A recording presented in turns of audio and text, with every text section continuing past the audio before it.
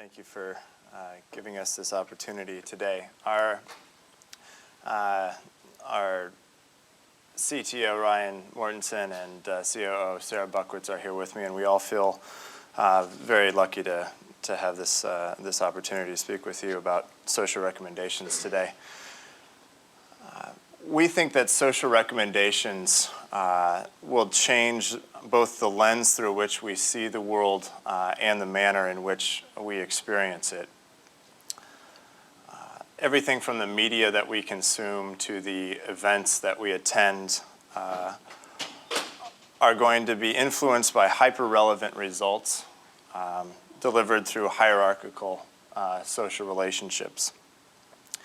This is a fairly bold topic to speak about at the headquarters of what's arguably the most widely used recommendation engine in the world. But our team and I feel pretty lucky that the social web is a pretty rapidly developing place, and that innovation is still open. I'm going to talk a little bit today about the idea that the information age isn't just about access, although clearly that's an important piece of the puzzle. But that it's also about experience.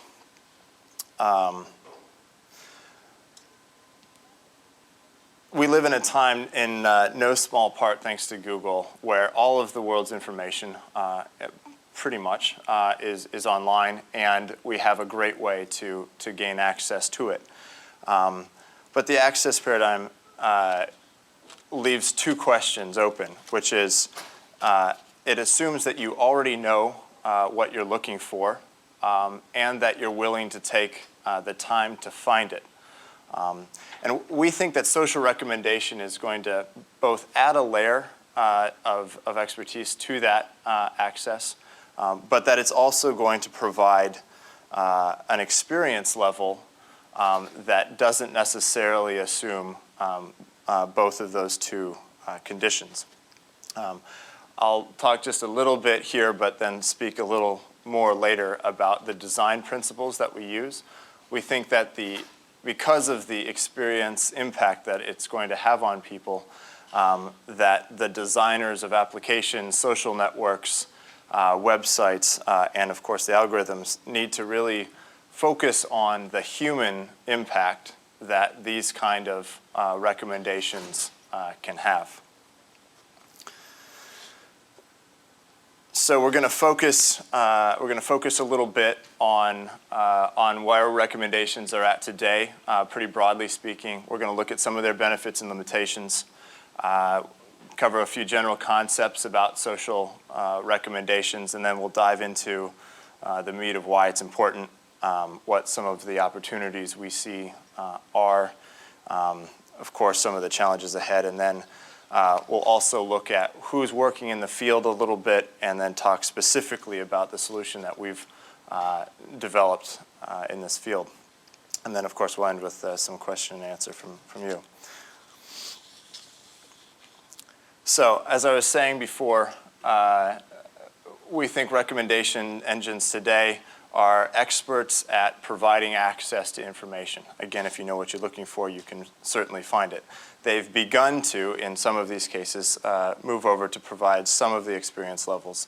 And in case that there was any question about the effect of the role that they have in our lives, we pasted up here a few of the ones that you're probably familiar with. They already impact what we read, what we hear, of course, what we watch. They impact the news that we're getting. They help us decide where to go eat. They find us jobs. They find us dates. And in many cases, recommendations are already helping us decide who we may marry. It's pretty heavy stuff. What works? We took the liberty of calling Google a recommendation engine. I hope nobody minds. But clearly, this is Google's had tremendous success at pinpointing the #1 recommendation or the top 10 recommendations for a search term. So where there is spider data and where you have a request for information, Google is the best at giving you that answer. What also works, groups like Netflix, iTunes, and Amazon have done a wonderful job of utilizing collaborative filtering and many of the better known techniques, some of which have been around for quite some time and have had an opportunity to really develop.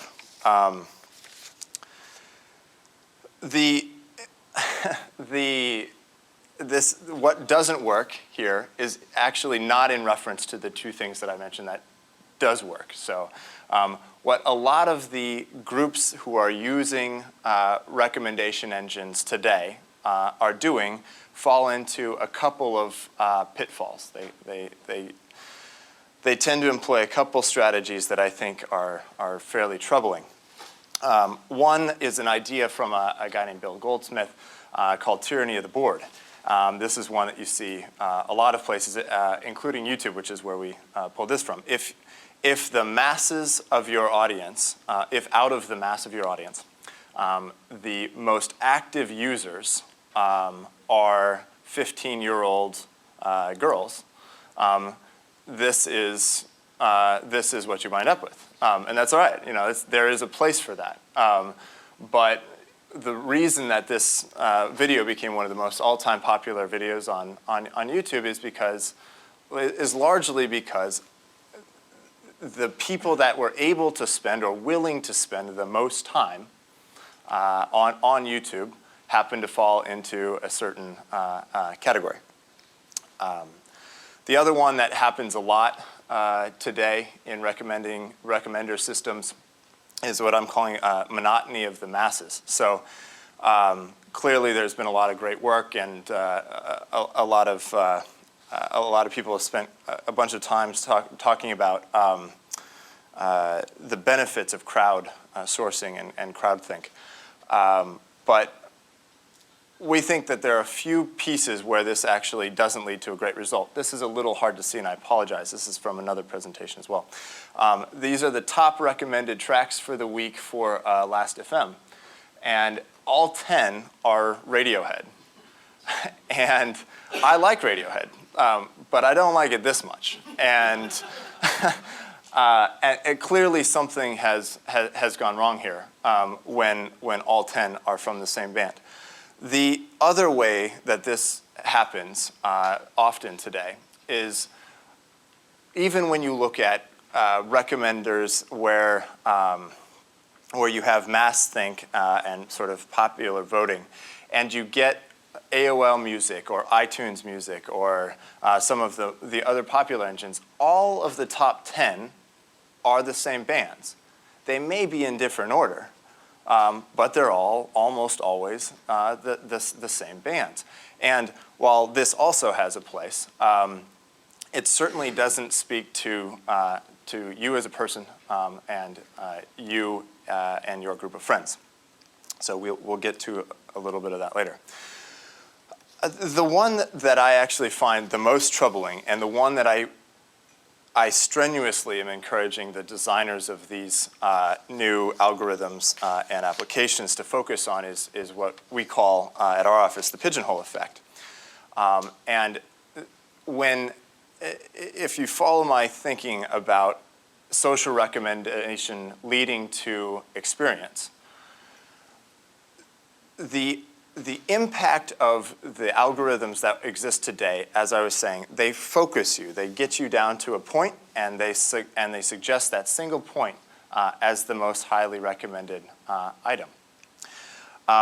When it comes to an experience, when it comes to the next song that you should listen to, the next 5 videos that you should watch, the next 10 news articles that you should read, that experience really needs to start to broaden. It needs to do actually the exact opposite have the exact opposite effect in some cases. It needs to look at, and we'll talk about this in a little bit, the complexity of your person, or the diversity that is you and your groups of friends. A couple of other examples, staying with the pigeonhole effect. What a lot of applications in Facebook, especially Facebook, but some of the other applications are doing today, is they capture your profile or your presentation of yourself at a point in time. I got a Facebook page 5 years ago or 3 years ago or however long ago, and I put in Matchbox 20 as an artist that I liked. And now, like some high school Groundhog Day, I get recommendations for Matchbox 20 or Matchbox 20-like bands. And this is troubling in that if the experiences that we have are limited by the breadth of choices that were presented, we simply can't be kept in a place and time where we may have liked something at a certain point but no longer like it. So this gets us to social recommendations and really where we start to weigh in. We think that social recommendations have the answers to many of the problems that I just described, and they also present some other opportunities as well.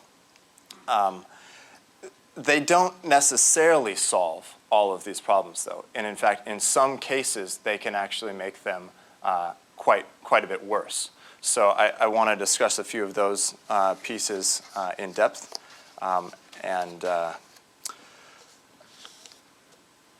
The social recommendation itself is it's a fairly simple concept, right? It assumes that friends and other connections, other associations of yours are or can be trusted sources of information. You are literally just going to be able to trust somebody that you know or are connected to provide you with your information or experience. It also assumes that social relevancy, how closely related you are to someone or how closely related you are to them given a certain topic or genre, can provide a better experience for you within that space. So why is this important? Who cares? This is a cute baby. I know this is a cute baby because I went to Flickr and I typed in cute baby, and this is the image that I got.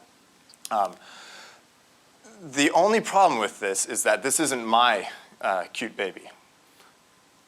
This is my cute baby. And had Flickr been using a social recommendation engine, it would have known, or at least had a pretty good idea, that this was the cute baby that I was looking for. So, or let's say at least one of the options for what I was looking for should have been this. While we're on the topic, while I'm on the topic of my cute baby, I want to take a minute here to talk about the level of seriousness that I think is involved in this kind of development. We truly believe that the developers who are in this area and are using these techniques are designing the future experiences for future generations. It's not that they'll wholly control them. It's not that it's not that it's everything, but it is going to play a significant role in the things that people do and see. And we want to make sure that these systems are being developed with that level of respect for the human experience. So, some assumptions here, taking you fairly quickly through a few of these. We talked a little bit about access-based recommenders and your willingness to take the time to find what you're looking for. Additionally, the kinds of experiences that can be enhanced by social recommendation. A few of the challenges before we focus in on what some of the opportunities look like. The buzzword of the day, and certainly one of the biggest challenges out there right now is privacy, particularly when it comes, I think, to social recommendation. There are a lot of people who can speak more eloquently about this issue than I can, but I'll show you an example in just a minute about a location-based recommendation engine that actually showcases your physical location. And the ability for, you can imagine, a widget on MySpace that is now literally showcasing to friends and friends of friends and maybe outside parties the physical location of your teenager. And just as the tip of the iceberg on where the privacy lines are and privacy questions are going to be, we think this is a very serious area. I do want to say, so with that in mind and with our respect for privacy foremost, I do also want to make one point on this issue, that we, as a part of the discussion, we need to be mindful of what we risk losing by tying the hands of creators and users too tight in this field. That if you're willing to go with me on social recommendations helping to create new experiences, that the limits that we place on those creations will in turn limit or could limit the kinds of experiences that people might be exposed to. So just something to note. In terms of control, we think this may be one of the answers for the privacy question, placing control into the hands of the user. And there's also been a lot of good work there. Relevance versus permanence. This speaks a little bit to the issue of how far are we willing to go to provide an individual with the precise answer that we think will be right 100% of the time versus something that versus the kind of pigeonhole effect that I spoke about, which places them, they may have liked or they used to like this item, but now we've sort of kept them within that exact same field for too long. So some of those challenges ahead. A couple of the current efforts, I have YouTube up here, and even though YouTube isn't really necessarily weighing in on social recommendation, I wanted to at least highlight them primarily for the work that they are doing currently with filtering. They really have been able to push the boundaries, I think, of what people experience and what people are recommended, given particularly collaborative filtering techniques and their ability to recommend in that area. Some really interesting work. The rest of these that are on the list here sort of speak to a couple of the different types of efforts that are being made. Facebook's friend recommender is probably one of the most widely recognized truly social recommendation engines at this point. If you have a Facebook page, you know that when you show up, there are some choices on the right-hand side of your page where a couple of people who you likely know are recommended as somebody that could be your friend. They're using one of the simplest algorithms to create that.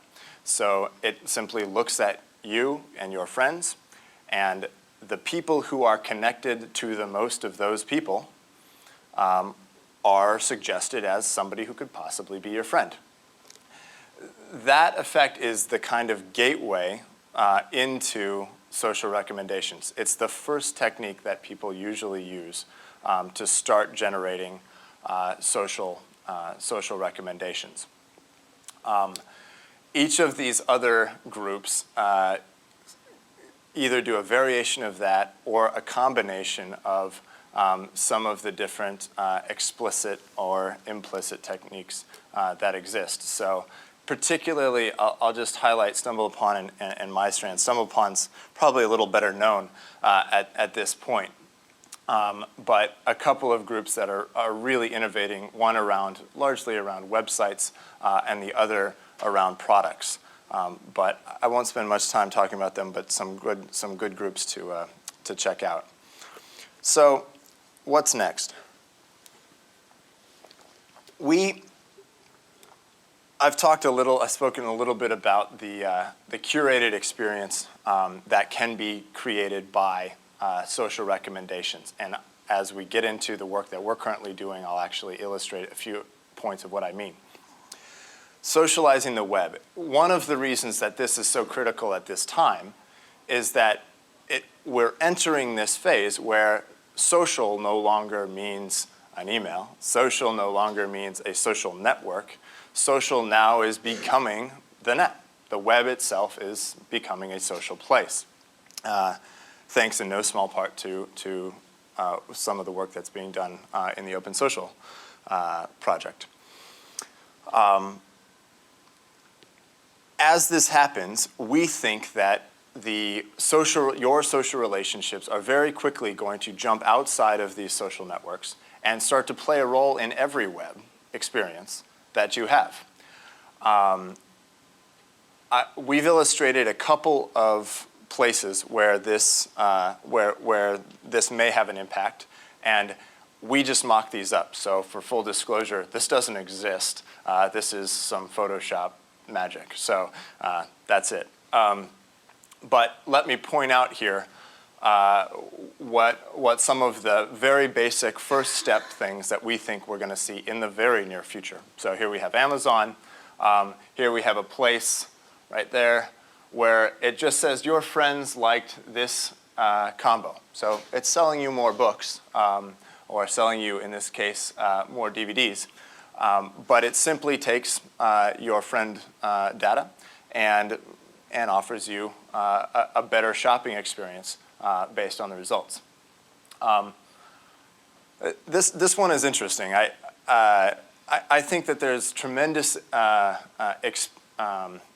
potential with the ability to provide a login experience, which we've illustrated up here, and tie it to your social web experience on whatever page you may be on.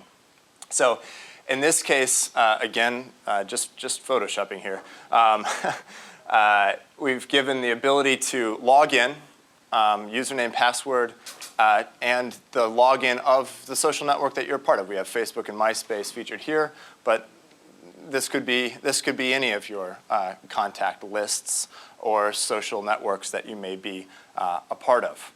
The effect here would be now you're not just on Yelp, you're not just looking at what the mass of humanity thinks about what restaurant you should go to.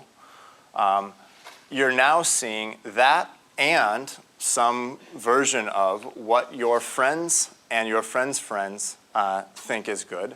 But not only what your friends think is good, the friends whose tastes you share as determined by an evolving algorithm, the friends whose tastes you share in restaurants get highlighted the most. So I think the possibilities for this kind of work are really extensive. Here's a simple one. We've got up here, we've got your friends' videos. Again, social relevancy would say that I probably like Rose's taste the most, and then Sarah's, and then Ryan's, or at least maybe this is a 5-star video from Sarah, and even though I like Ryan's taste the most, that's a 3-star video, so it didn't come up quite as high in the rankings.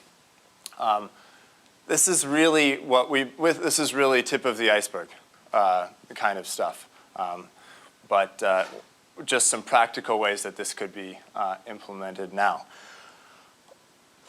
there are a couple of missing pieces to do, simple from a technology standpoint, I think, missing pieces to do what I just illustrated. A couple of those pieces are that there needs to be an initiative to tie together the social graph and relationship data from closed social networks and content identifiers. We are talking, or actively talking with people from different content providers and from different social networks and other companies. We want to be a part of this effort, and we plan to have the results of whatever we do in this field be open sourced. So we don't think this should really be in the hands of one company, but should really be open for use by the development community at large. The benefit of this work would be that person-to-person relationships and person-to-content relationships would be able to follow us throughout the sites that we visit. It would give us the ability to do those things that I just illustrated, but it would also give us the ability from within the context of the sites that I was showcasing to feed content and data back to the social network or your chosen repository for that data as well. So it's not just a benefit for the sites at large, it's also a benefit for you personally and the social networks as well. So Dan at SOMR.org, if you are interested in working on this project or talking to me about how to get this done.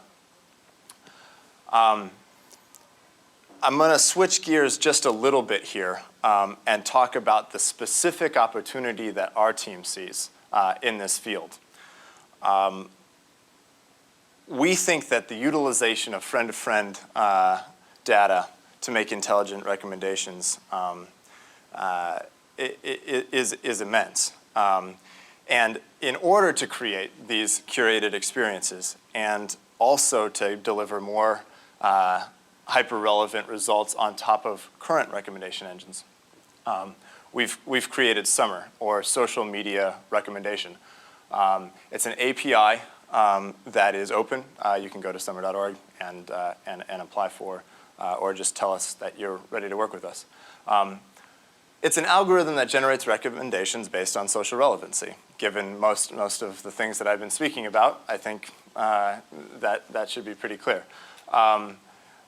This web service delivers superior content and advertising, and it does so using a couple of the factors that I was speaking about before.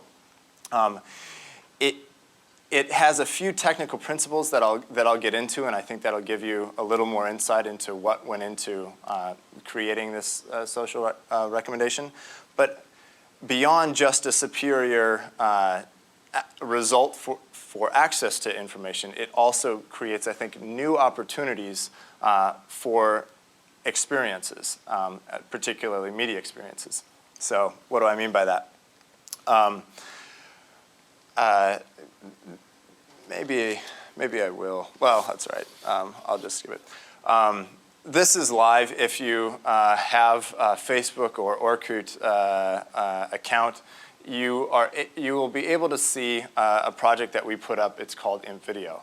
It effectively is that YouTube example that I gave of your friend's favorite videos, except that it's within the social context. So in this case, Facebook and plus YouTube plus SOMR, or social media recommendations, gives you the experience that your friend's video, who you think is, you like his taste and you like the videos that he or she keeps sending you, they show up first. And in that way, you're able to essentially play through hours and hours of videos that are more closely related to you than if you've, even with all of the great work that YouTube has done,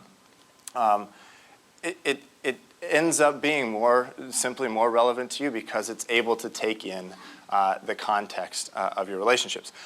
One of the ways, I'll give you a little insight into our work, but I'll try to tread lightly. One of the ways that it can provide this superior experience without just giving you what your friends are watching is as an algorithm, it clusters your friend relationships and your friend data. And so and then goes out and searches the field for what else you might like to see. So instead of just taking your individual set of things that you like, it actually incorporates your friend relationships as a piece of that puzzle, and therefore is able to get a more full view of who you are through your friend relationships. There's some people know, of course, about the Fire Eagle project from Yahoo. We think that that is an example of some of the exciting new work that is going to make social relevancy that much more important. We are putting out, we put out a couple sample applications just to kind of battle test some of our algorithm. The YouTube one that I just described is one of them, and this is one that's just coming out. It takes a look at your friends, your social network, and it begins to, through the social recommendation piece, through our algorithm, it begins to determine who you're better friends with based on how often you are close to somebody and how much you communicate with that person. And in this very simple application, it starts to enlarge the pictures of the people that you are closer to. And just as a sort of tip of the iceberg for geolocation, it also means that geolocation is going to be a genre within this field, that we're going to be able to use this kind of data and that lots of other people are going to start using this kind of data to help determine the recommended media and other experiences that you should be having. This is a version of it that incorporates Yelp. So you can see that now it's not just about where you're at and who you're closest to. It now is combining who you're close to, both who you like to hang out with, but also who you're close to in terms of your tastes in restaurants and other locations. I said a bit before that we take this very seriously, and that we think that because of the impact that it's going to have on the experiences of people, that in turn the development of these types of projects should be done with an eye towards people as well. And so we have a couple of design principles, and then I'll talk about a couple of the technical principles that we use. We put up beauty because we do think that this is a little bit ethereal, but we think that people should be focused on the kinds of possibilities that people hold just as part of their nature. We also think that the ability to view humans as innately able to hold two juxtaposing positions in terms of complexity, and their ability to like lots of different things in terms of diversity, and the fact that they're constantly evolving really is critical if you're going to start weighing in on the kinds of experiences that you think they should be having, both either in a media sense or in an active activity or event sense. Some of the work that we do, or at least on the algorithm, all the work that we do is influenced by some of these technical design elements.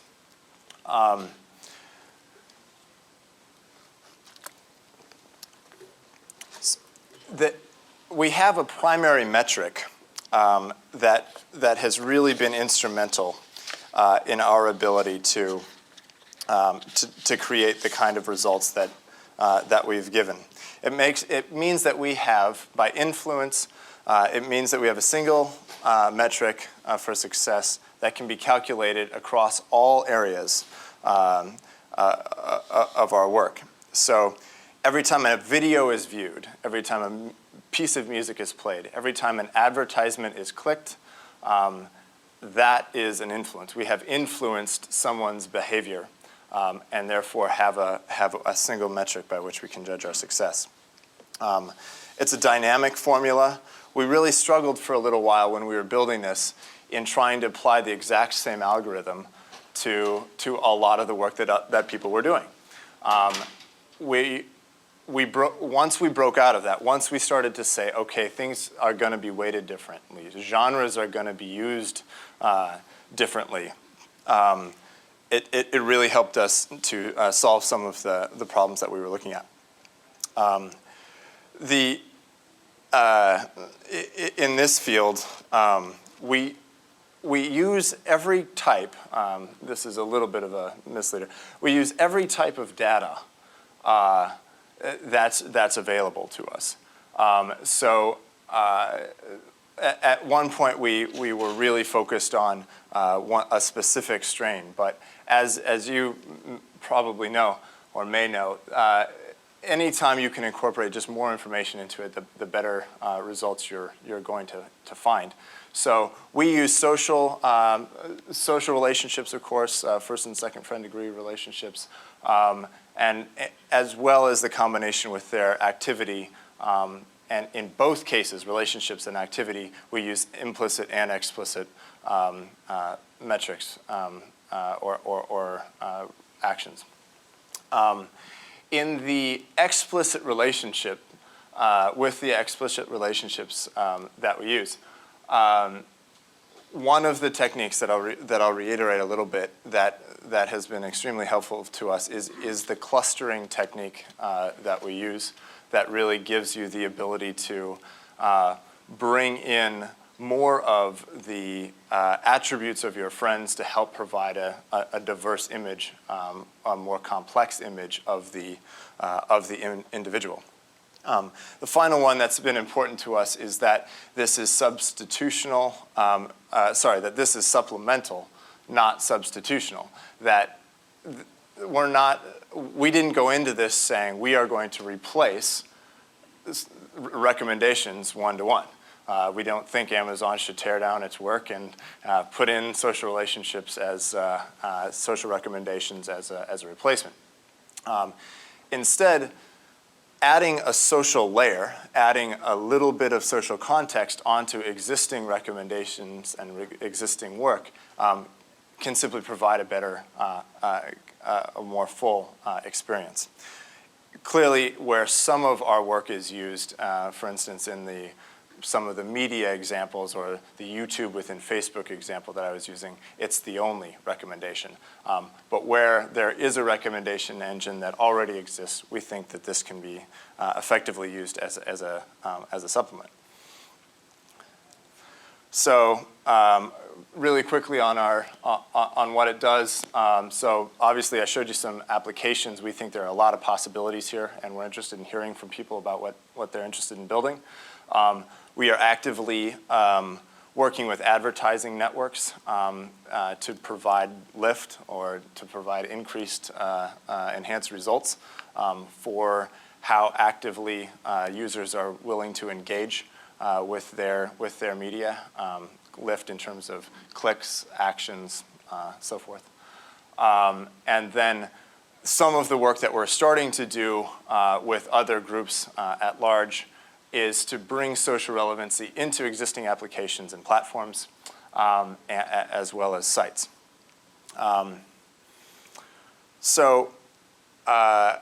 I'm going to end here with a little appeal, just to say that if you are working on these kinds of projects, if you are, if you're interested in building something with us, please let us know, of course. But if you're just working on these types of projects, we encourage you to think about the human side of it first, and that you make sure that the individual stays as the focus of it. We're really excited about the possibilities that exist in social recommendation, and we really appreciate you taking the time today to listen to where we think it's going to go. So.